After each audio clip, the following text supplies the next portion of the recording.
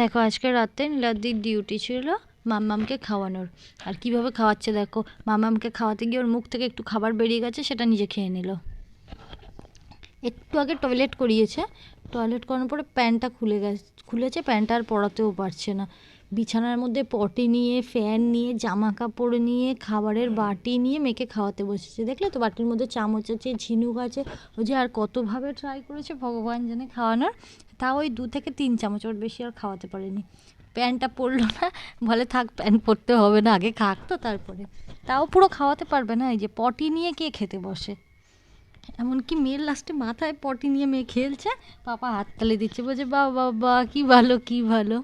এই যে আবার মেয়েকে খাওয়ানোর জন্য ধরেছে, কিন্তু খাওয়াতে পারবে না। দেখো কী অবস্থা, জোর জবরদস্তি করে হাতের একটা বালা অবধি মেয়ে খুলে ফেলেছে, এরকম টানা হিজড়া হয়েছে, তাও খাওয়াতে পারেনি মেয়েকে। লাস্টে ওই 2 চামচ খাইয়ে আমাকে বলছে এবার তুমি খাও, আমি আর পারছি না। তাহলে বলো তোমরা আমি 4 বেলা কী করে খাওয়াই, হ্যাঁ, যেখানে ও বাবা হয়ে 1 বেলা খাওয়াতে পারছে না। কী অবস্থা দেখো। আমার মনে হয় বেশিরভাগ বাবারাই হয়তো এরকম হয়। কাদের কাদের আমার মতন ফাটা কপাল একটু বলো তো কমেন্ট করে।